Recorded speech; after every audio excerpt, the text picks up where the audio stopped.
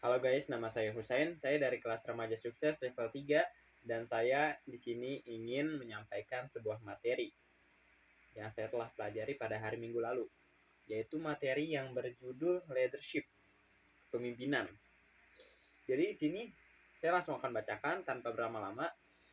Jadi pemimpin itu tidak boleh lari dari masalah, bagaimana kita tahu ya, dan harus mencintai diri sendiri ketika kita menjadi seorang pemimpin. Dalam bahasa Arab, ahbib nafsak. Kalian harus mencintai diri kalian sendiri, baru kalian bisa merasakan atau bisa mencintai semua orang. Kalian jangan sampai mencintai seseorang, akan tetapi kalian sendiri tidak dicintai sama kalian sendiri. Kalian mampu memperhatikan semua orang, akan tetapi diri kalian tidak terperhatikan oleh kalian sendiri, diri kalian.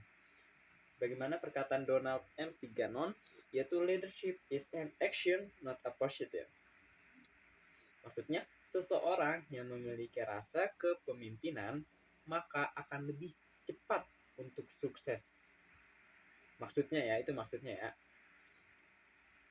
Dan sebagaimana yang kita ketahui bahwa pemimpin itu dilatih dan bukan dilahirkan. Jadinya, nggak ada kata mustahil untuk kita tidak bisa menjadi seorang pemimpin. Semuanya pasti bisa jikalau kita mau melatih diri kita. Dan saya di sini ingin memberitahu gimana caranya kita bisa menjadi seseorang pemimpin, yaitu A. Komunikasi yang efektif. Jadi komunikasi adalah kunci kepemimpinan. Jadi kita harus belajar untuk mendengar dan mengerti sudut pandang orang lain serta mengekspresikan ide secara jelas. Bagaimana yang kita ketahui, kalau misal orang yang efektif dia pasti efisien. Dan orang yang efisien tapi belum tentu efektif. Contohnya saya, perbedaan efektif dan efisien. Misalnya kita belajar, besok misal ujian ya, kita belajar. Cara kita efisien, misalnya konsep kita, cara kita efisien gini ya, kita bisa membagi waktu kapan kita belajar dan berapa jam kita belajar, misalnya 3 jam di pagi hari setelah subuh. Habis itu nanti kita siap-siap mandi, sholat, setelah makan, setelah itu kita lanjut lagi berapa jam, terus lanjut lagi, istirahat lagi, dan dipastikan ketika ujian mendapatkan nilai yang bagus. Itu yang dinamakan efisien dan efektif. Akan tetapi kalau misalnya dia itu efisien tapi tidak, misalnya contoh kalau misalnya dia efektif tapi tidak efisien, contoh gini, dia bisa menyelesaikan ujian, akan tetapi caranya yang efisien itu dia tidak efisien. Contoh begini, dia dia nggak bisa membagi waktu kapan dia istirahat, kapan dia belajar. Jadinya dia belajar terus dari pagi sampai malam, dia nggak ada waktu istirahat, makan, tidur, gitulah, diterabas semuanya sama dia. Nanti walaupun dapat nilai yang bagus, tetapi tubuh dia akan cepat lelah, dia akan merasakan kecapean, akan gampang terkena penyakit begitu. Jadi kita harus bisa menjadi orang yang efektif dan efisien. Selanjutnya yang B, kita harus bisa, kalau misal kita jadi pemimpin, kita harus bisa mengambil keputusan. Kita harus bisa mengambil apa keputusan? Kita harus mengumpulkan informasi dan menghitung hasil. Dan yang C, menyelesaikan masalah. Jadi seorang pemimpin kita harus bisa menyelesaikan masalah, kita harus bisa menganalisa masalah dan menyusun strategi. Jadi begini, kita harus bisa mencari jalan keluar dari suatu masalah tersebut. Kita nggak boleh lari dari masalah, itu namanya pecundang kalau kita lari. Adanya masalah untuk kita hadapi, adanya rasa takut untuk kita hadapi begitu, agar nanti kita bisa mendapatkan jalan keluar dan itu bisa menjadi pengalaman kita, agar nantinya kita ketika melangkah melaju ke depan, kita bisa mengetahui mana yang salah dan mana yang benar begitu. Dan selanjutnya yang D itu ada empati. Kita harus bisa merasakan apa yang orang lain rasakan.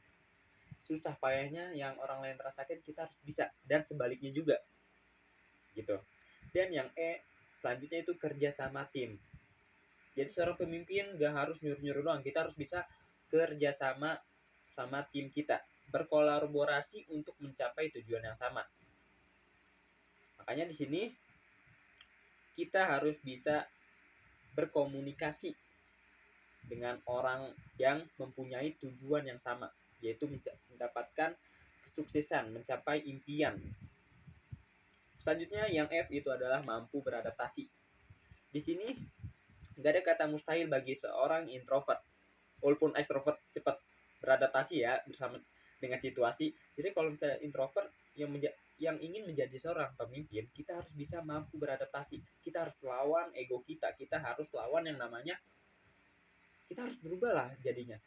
Jangan sampai kita cuma bisa diem-diem aja. Kita harus buktikan kalau misal orang introvert itu bukan seorang pecundang. Kalau seorang introvert dilatih, maka dia akan bisa mendapatkan, bisa lebih dari orang yang ekstrovert gitu. Jika situasi berubah, maka caranya pun juga harus berubah. Terus yang yang G, yaitu manajemen waktu. Kita harus bisa menentukan kapan waktu ke waktu. Misalnya kita kapan berangkatnya, kapan perginya, kapan makannya, kapan istirahat, kapan isoma gitu.